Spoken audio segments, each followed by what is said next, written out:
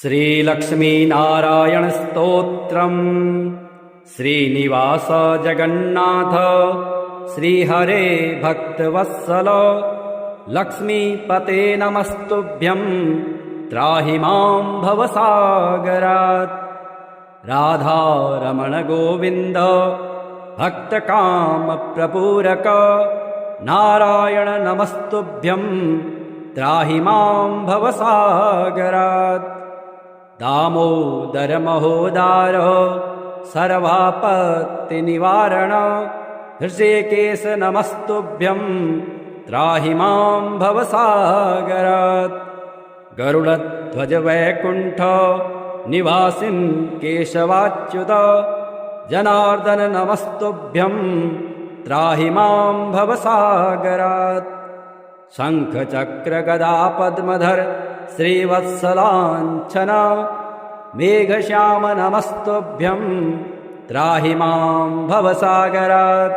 त्वं माता त्वं पिता बन्धुः सद्गुरुस्त्वं दयानिधि त्वत्तोऽन्यो न परो देवस्त्राहि मां भवसागरात्। न जाने दान धर्मादि योगं यागं तपोजपं त्वं केवलं कुरु दयां त्राहि मां भवसागरात्।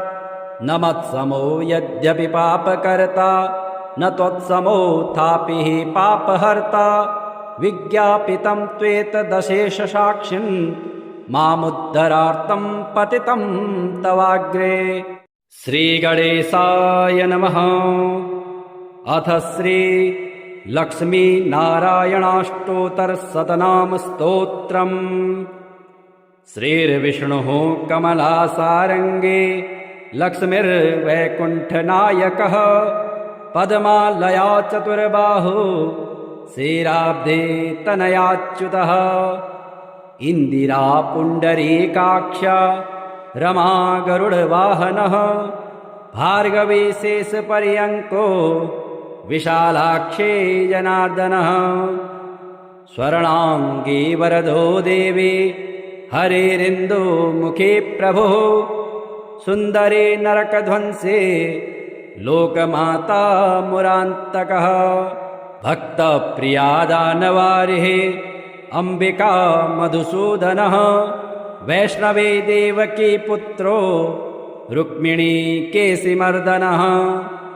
वरलक्ष्मी जगन्नाथः कीरवाणी हलायुधः नित्या सत्यव्रतो गौरी सौरिः कान्तासुरेश्वरः। नारायणी हृषिकेशः पद्महस्ता त्रिविक्रमः माधवे पद्मनाभश्च स्वर्णवर्णानिरीश्वरः।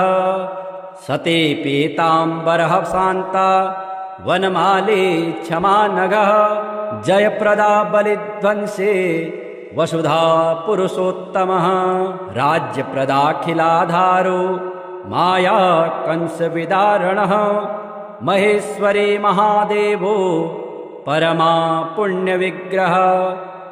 रमा मुकुन्दः सुमुखे मुचुकुन्दवरप्रदः वेदवेद्याब्धिजा माता स्वरूपार्केन्दुलोचनः।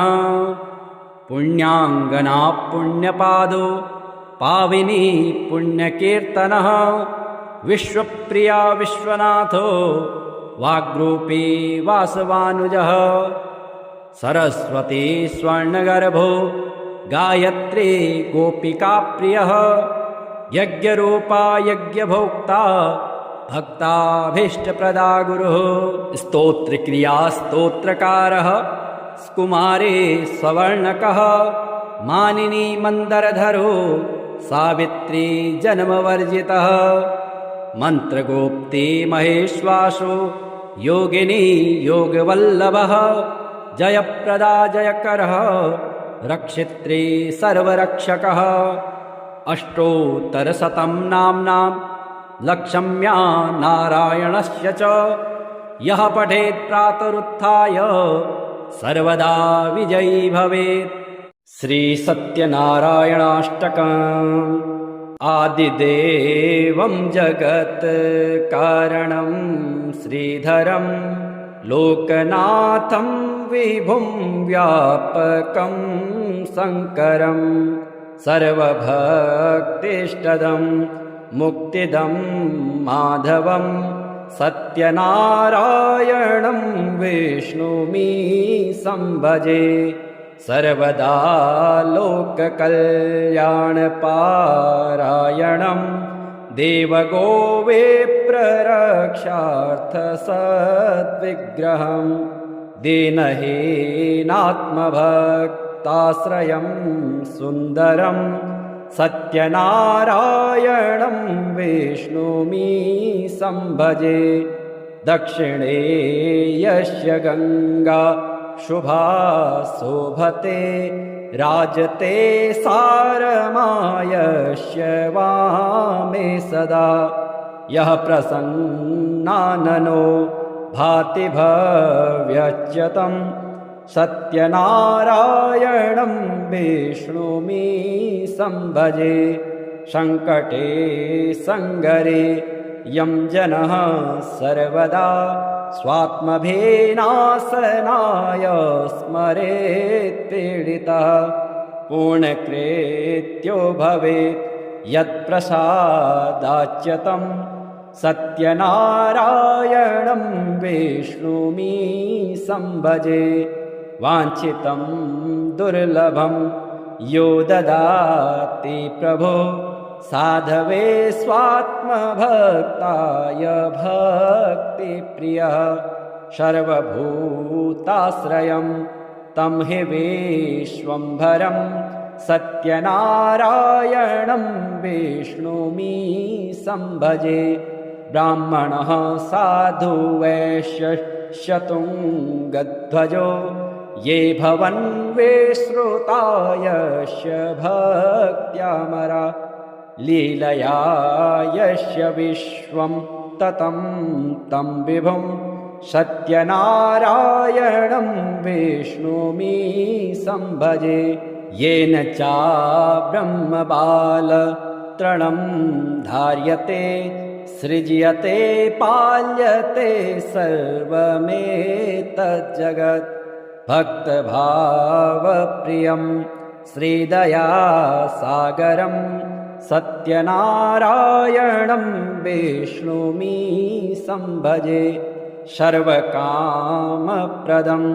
सर्वदा सत्प्रियं वन्दितं देववेन्द्रैर्मुनीन्द्रार्चितं पुत्रपौत्रादिसर्वेष्टदं शाश्वतं सत्यनारायणं विष्णुमि संभजे अष्टकं सत्यदेवस्य भक्त्या नरः भावयोक्तो मुदाय स्त्रीसन्ध्यं पठेत् तस्य नश्यन्ति पापानि तेनाग्निना इन्धनानीव शुष्कानि सर्वाणि वे श्रीनिवास जगन्नाथ श्रीहरे भक्तवत्सल लक्ष्मीपते नमस्तुभ्यं त्राहि मां भवसागरात् राधारमण गोविन्द भक्तकामप्रपूरक नारायण नमस्तुभ्यं त्राहि मां भवसागरात् दामोदर महोदार सर्वापत्तिनिवारण हृषिकेश नमस्तुभ्यं त्राहि मां भवसागरात् गरुडध्वज वैकुण्ठ निवासिन् केशवाच्युत जनार्दन नमस्तुभ्यं त्राहि मां भवसागरात् शङ्खचक्र गदा पद्मधर श्रीवत्सलाञ्छन मेघश्याम नमस्तुभ्यं त्राहि मां भवसागरात् त्वं माता त्वं पिता बन्धुः सद्गुरुस्त्वं दयानिधि त्वत्तोऽन्यो न परो देवस् त्राहि मां भवसागरात् न जाने दानधर्मादि योगं यागं तपोजपं त्वं केवलं कुरु दयां त्राहि मां भवसागरात् न मत्समो यद्यपि पापकर्ता न त्वत्समोऽथापि हि पापहर्ता विज्ञापितं त्वेतदशेषसाक्षिन् मामुद्धरार्थं पतितं तवाग्रे। श्रीगणेशाय नमः। अथ श्री लक्ष्मीनारायणाष्टोत्तरशतनामस्तोत्रम्। श्रीर्विष्णुः कमलासारङ्गे लक्ष्मीर्वैकुण्ठनायकः पद्मालया चतुर्बाहु क्षीराब्धे तनयाच्युतः इन्दिरा पुण्डरीकाक्ष रमा गरुडवाहनः भार्गवी शेषपर्यङ्को विशालाक्षी जनार्दनः स्वर्णाङ्गी वरदो देवी हरिरिन्दुमुखी प्रभुः सुन्दरी नरकध्वंसी लोकमाता मुरान्तकः भक्तप्रिया दानवारिः अम्बिका मधुसूदनः वैष्णवी देवकी पुत्रो रुक्मिणी केशिमर्दनः वरलक्ष्मी जगन्नाथः कीरवाणी हलायुधः नित्या सत्यव्रतो गौरी सौरिः कान्तासुरेश्वरः नारायणी हृषीकेशः पद्महस्ता त्रिविक्रमः माधवी पद्मनाभश्च स्वर्णवर्णानिरीश्वरः सती पीताम्बरः शान्ता वनमाली क्षमा नगः जयप्रदा बलिध्वंसी वसुधा पुरुषोत्तमः राज्यप्रदाखिलाधारो माया कंसविदारणः महेश्वरी महादेवो परमा पुण्यविग्रह रमा मुकुन्दः सुमुखे मुचुकुन्दवरप्रदः वेदवेद्याब्धिजा माता स्वरूपार्केन्दुलोचनः पुण्याङ्गना पुण्यपादो पाविनी पुण्यकीर्तनः विश्वप्रिया विश्वनाथो वाग्रूपी वासवानुजः सरस्वती स्वर्णगर्भो गायत्री गोपिकाप्रियः यज्ञरूपा यज्ञभोक्ता भक्ताभीष्टप्रदा गुरुः स्तोत्रक्रिया स्तोत्रकारः कुमारे सवर्णकः मानिनी मन्दरधरो सावित्री जन्मवर्जितः मन्त्रगोप्ती महेश्वासो योगिनी योगवल्लभः जयप्रदा जयकरः रक्षित्री सर्वरक्षकः अष्टोत्तरशतं नाम्नां लक्ष्म्या नारायणस्य च यः पठेत् प्रातरुत्थाय सर्वदा विजयी भवेत्। श्रीसत्यनारायणाष्टकम्।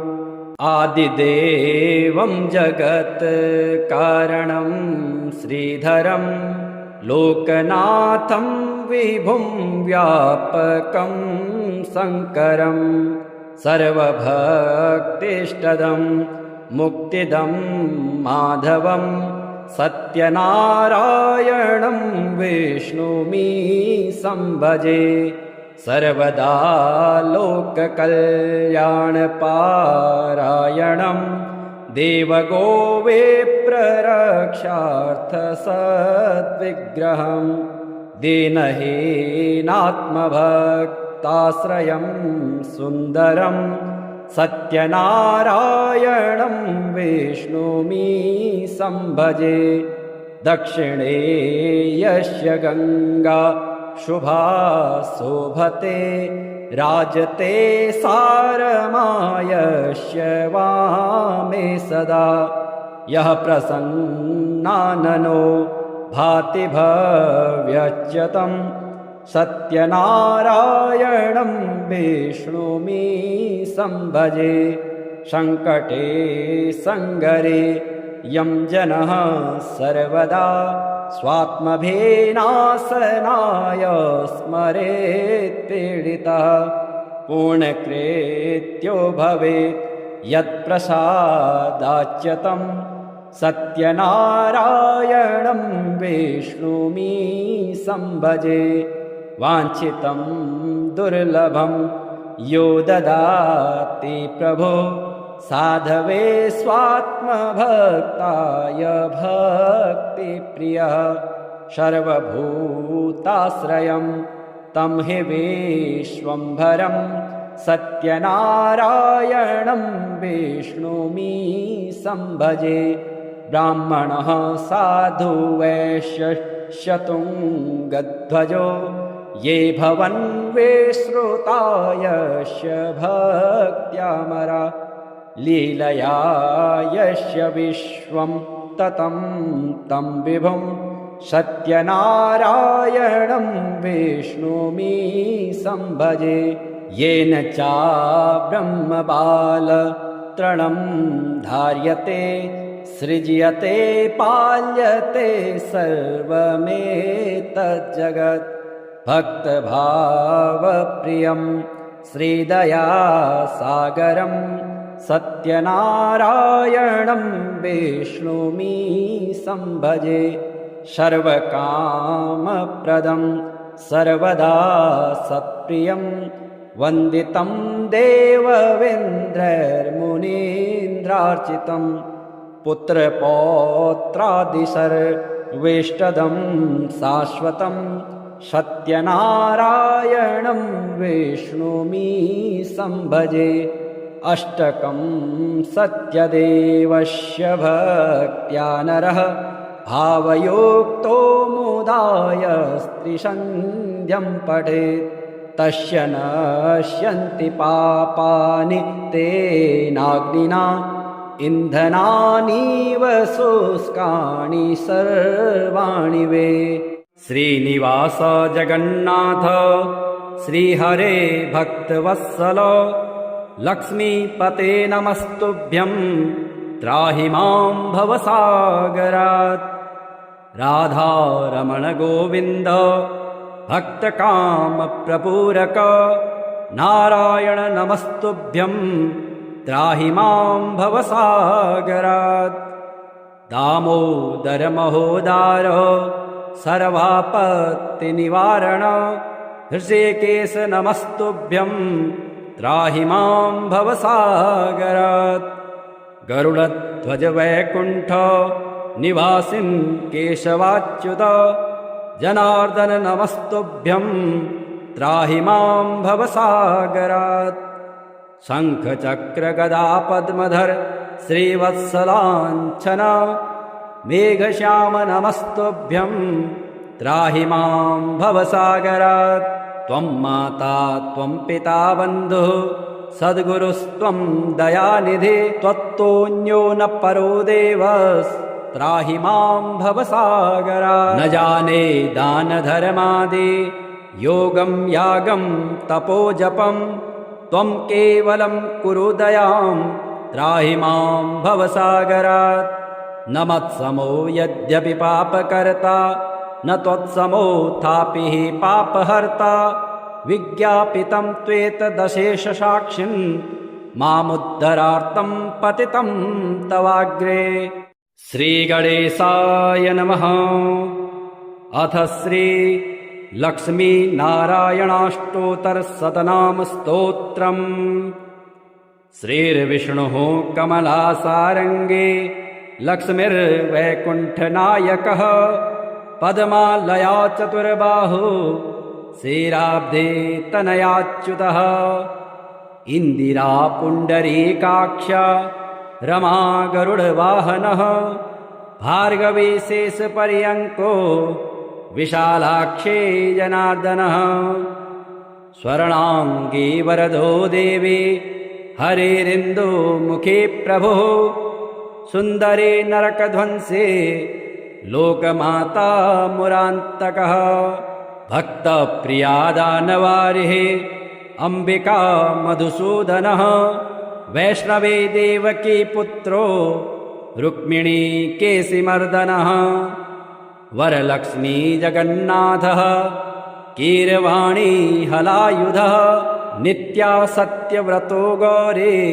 सौरिः कान्तासुरेश्वरः नारायणी हृषिकेशः पद्महस्तात् त्रिविक्रमः माधवे पद्मनाभश्च स्वर्णवर्णानिरीश्वरः सते पीताम्बरः शान्ता वनमाली क्षमानघः जयप्रदा बलिध्वंसे वसुधा पुरुषोत्तमः राज्यप्रदाखिलाधारो माया कंसविदारणः महेश्वरी महादेवो परमा पुण्यविग्रह रमा मुकुन्दः सुमुखे मुचुकुन्दवरप्रदः वेदवेद्याब्धिजा माता स्वरूपार्केन्दुलोचनः पुण्याङ्गना पुण्यपादो पाविनी पुण्यकीर्तनः विश्वप्रिया विश्वनाथो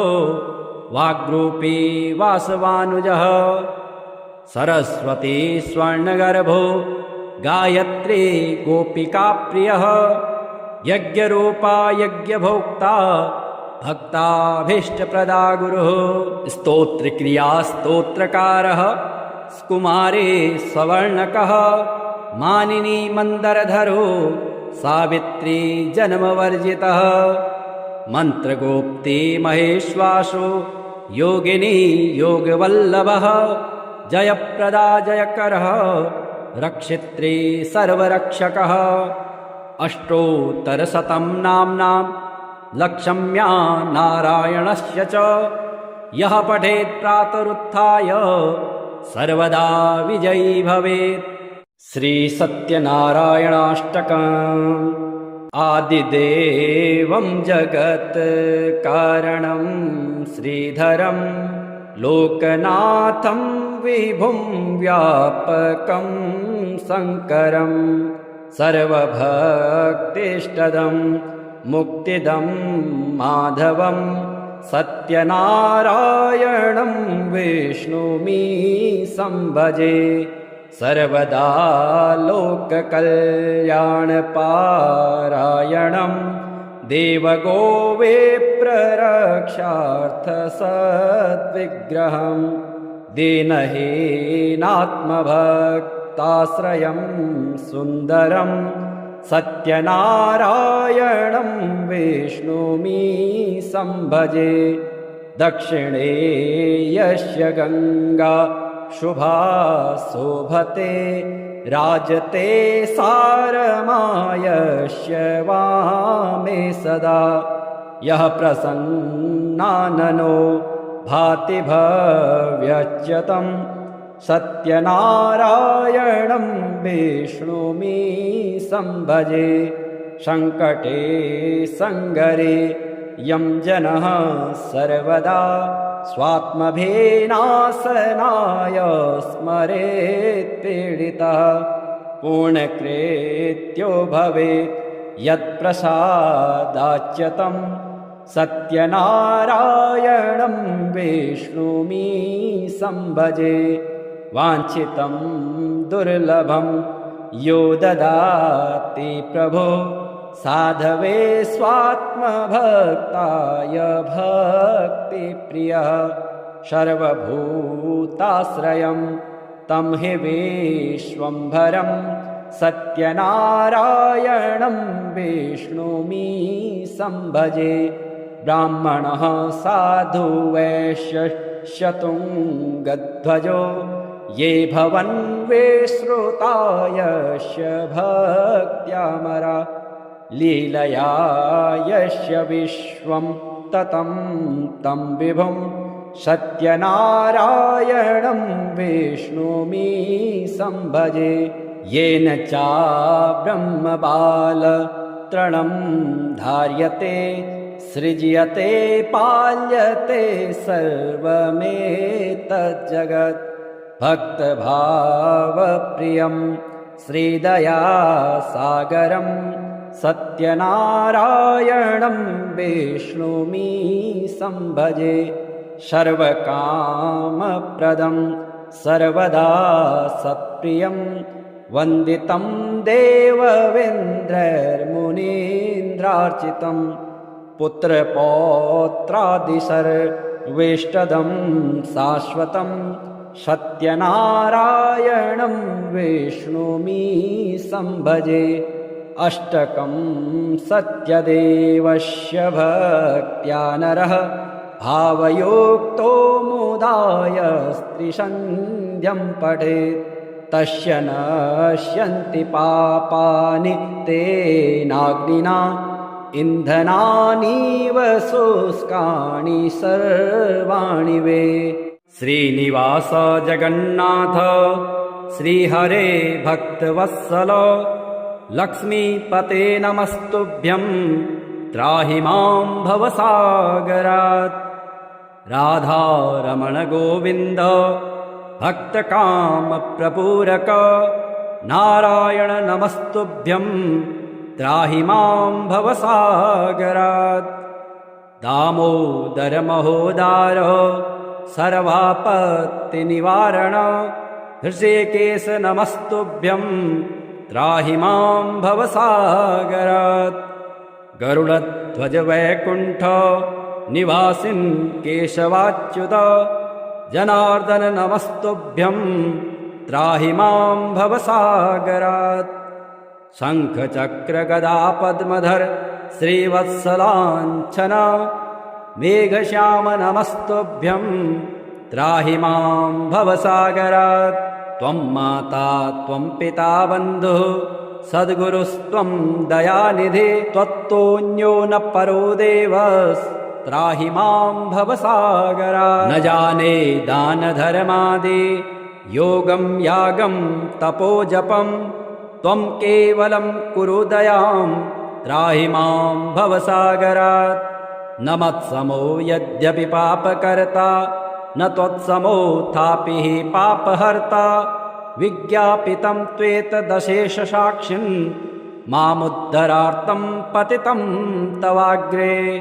श्रीगणेशाय नमः। अथ श्री लक्ष्मीनारायणाष्टोत्तरशतनाम स्तोत्रम्। श्रीर्विष्णुः कमलासारङ्गे लक्ष्मीर्वैकुण्ठनायकः पद्मालया चतुर्बाहु क्षीराब्धे तनयाच्युतः। इन्दिरा पुण्डरीकाक्ष रमा गरुडवाहनः भार्गवी शेषपर्यङ्को विशालाक्षे जनार्दनः। स्वर्णाङ्गी वरदो देवी हरेरिन्दुमुखे प्रभुः सुन्दरे नरकध्वंसे लोकमाता मुरान्तकः। भक्तप्रिया दानवारिः अम्बिका मधुसूदनः वैष्णवे देवकी पुत्रो रुक्मिणी केशिमर्दनः। वरलक्ष्मी जगन्नाथः कीरवाणी हलायुधः नित्या सत्यव्रतो गौरी सौरिः कान्तासुरेश्वरः। नारायणी हृषिकेशः पद्महस्ता त्रिविक्रमः माधवे पद्मनाभश्च स्वर्णवर्णानिरीश्वरः। सती पीताम्बरः शान्ता वनमाली क्षमा नगः जयप्रदा बलिध्वंसे वसुधा पुरुषोत्तमः। राज्यप्रदाखिलाधारो माया कंसविदारणः महेश्वरी महादेवो परमा पुण्यविग्रह। रमा मुकुन्दः सुमुखे मुचुकुन्दवरप्रदः वेदवेद्याब्धिजा माता स्वरूपार्केन्दुलोचनः। पुण्याङ्गना पुण्यपादो पाविनी पुण्यकीर्तनः विश्वप्रिया विश्वनाथो वाग्रूपी वासवानुजः। सरस्वती स्वर्णगर्भो गायत्री गोपिकाप्रियः यज्ञरूपा यज्ञभोक्ता भक्ताभीष्टप्रदा गुरुः। स्तोत्रक्रिया स्तोत्रकारः कुमारे सवर्णकः मानिनी मन्दरधरो सावित्री जन्मवर्जितः। मन्त्रगोप्ती महेश्वासो योगिनी योगवल्लभः जयप्रदा जयकरः रक्षित्री सर्वरक्षकः अष्टोत्तरशतं नाम्नां लक्ष्म्या नारायणस्य च यः पठेत् प्रातरुत्थाय सर्वदा विजयी भवेत्। श्रीसत्यनारायणाष्टकम्। आदिदेवं जगत् कारणं श्रीधरं लोकनाथं विभुं व्यापकं शङ्करं सर्वभक्तिष्टदं मुक्तिदं माधवं सत्यनारायणं विष्णुमि संभजे सर्वदा लोककल्याणपारायणं देवगोविप्ररक्षार्थसद्विग्रहं दीनहीनात्मभक्ताश्रयं सुन्दरं सत्यनारायणं विष्णुमि संभजे दक्षिणे यस्य गङ्गा शुभा शोभते राजते सारमायस्य वामे सदा यः प्रसन्नाननो भाति भव्यच्युतं सत्यनारायणं विष्णुमि संभजे सङ्कटे सङ्गरे यं जनः सर्वदा स्वात्मभेनाशनाय स्मरेत् पीडितः पूर्णकृत्यो भवेत् यत्प्रसादाच्युतं सत्यनारायणं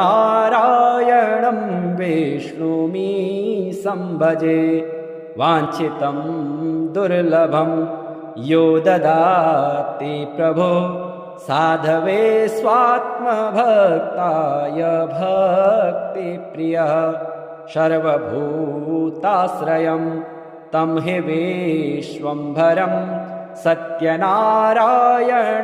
विष्णुमि संभजे ब्राह्मणः साधु वैश्यशतुङ्गध्वजो ये भवन् विश्रुतायस्य भक्त्यामरा लीलया यस्य विश्वं ततं तं विभुं सत्यनारायणं विष्णुमि संभजे येन चाब्रह्मबालतृणं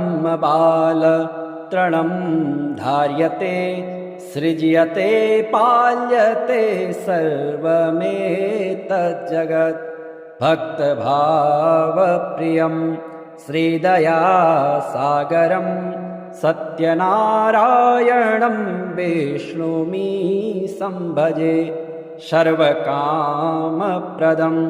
सर्वदा सत्प्रियं वन्दितं देववेन्द्रैर्मुनीन्द्रार्चितं पुत्रपौत्रादिसर्वेष्टदं शाश्वतं सत्यनारायणं विष्णुमि संभजे अष्टकं सत्यदेवस्य भक्त्या नरः भावयोक्तो मुदाय स्त्रीसन्ध्यं पठेत् तस्य नश्यन्ति पापानि तेनाग्निना इन्धनानीव शुष्कानि सर्वाणि वे।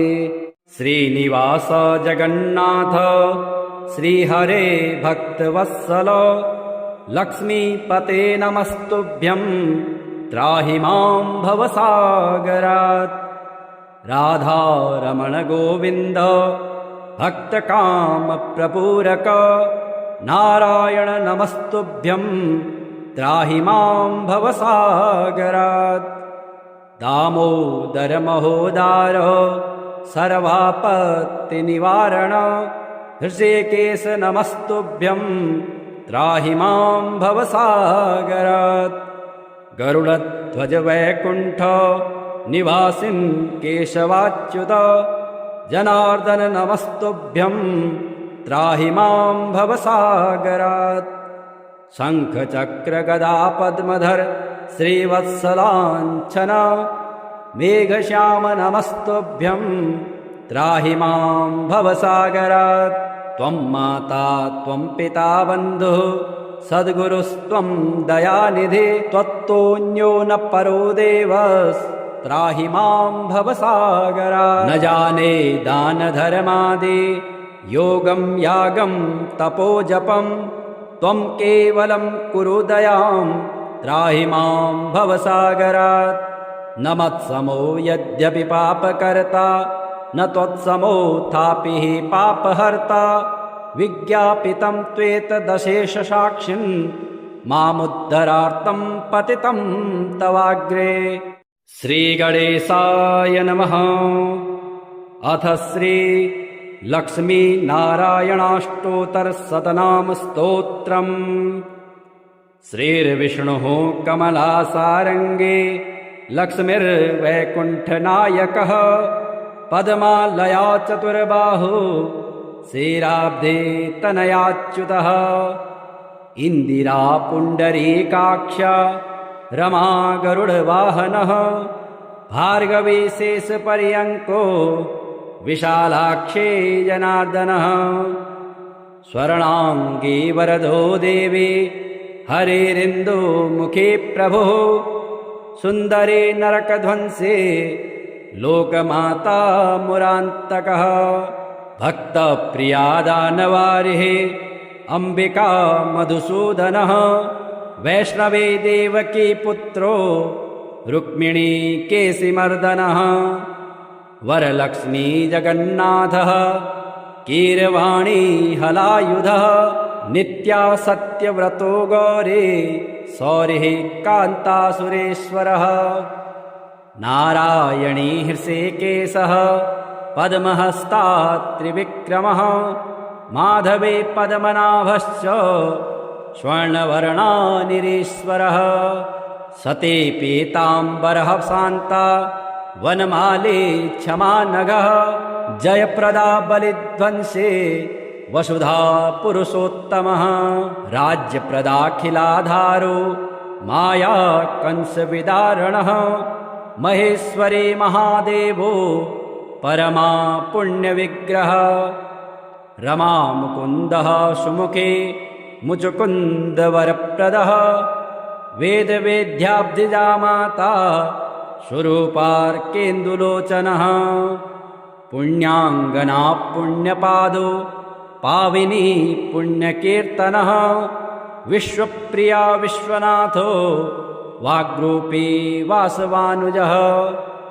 सरस्वती स्वर्णगर्भो गायत्री गोपिकाप्रियः यज्ञरूपा यज्ञभोक्ता भक्ताभीष्टप्रदा गुरुः।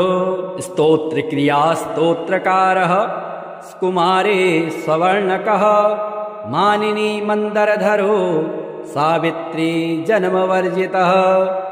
मन्त्रगोप्ती महेश्वासो योगिनी योगवल्लभः जयप्रदा जयकरः रक्षित्री सर्वरक्षकः।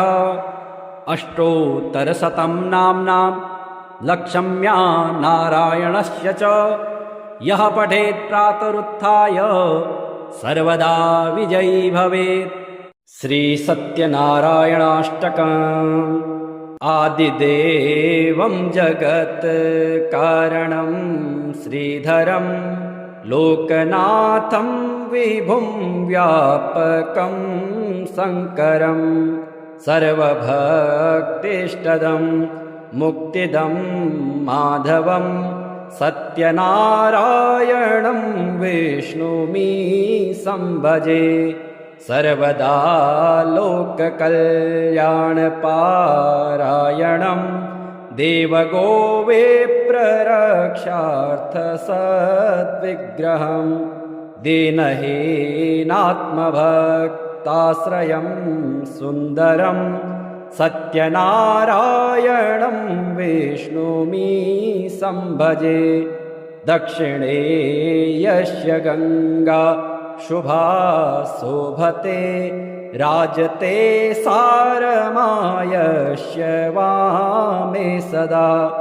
यः प्रसन्नाननो भाति भव्यच्युतं सत्यनारायणं विष्णुमि सम्भजे सङ्कटे सङ्गरे यं जनः सर्वदा स्वात्मभेनाशनाय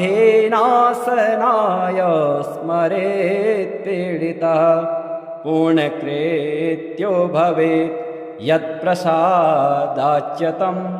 सत्यनारायणं विष्णुमि सम्भजे वाञ्छितं दुर्लभं यो ददाति प्रभो साधवे स्वात्मभक्ताय भक्तिप्रियः सर्वभूताश्रयं तं हि विश्वम्भरं सत्यनारायणं विष्णुमि सम्भजे ब्राह्मणः साधु वैश्यशतुङ्गध्वजो ये भवन् विश्रुतायस्य भक्त्यामरा लीलया यस्य विश्वं ततं तं विभुं सत्यनारायणं विष्णुमि सम्भजे येन चाब्रह्मबालतृणं धार्यते सृज्यते पाल्यते सर्वमेतज्जगत् भक्तभावप्रियं श्रीदयासागरं सत्यनारायणं विष्णुमि सम्भजे सर्वकामप्रदं सर्वदा सत्प्रियं वन्दितं देववेन्द्रैर्मुनीन्द्रार्चितं पुत्रपौत्रादिसर्वेष्टदं शाश्वतं सत्यनारायणं विष्णुमि सम्भजे अष्टकं सत्यदेवस्य भक्त्या नरः भावयोक्तो मुदाय स्त्रीसन्ध्यं पठेत् तस्य नश्यन्ति पापानि तेनाग्निना इन्धनानीव शुष्कानि सर्वाणि वे।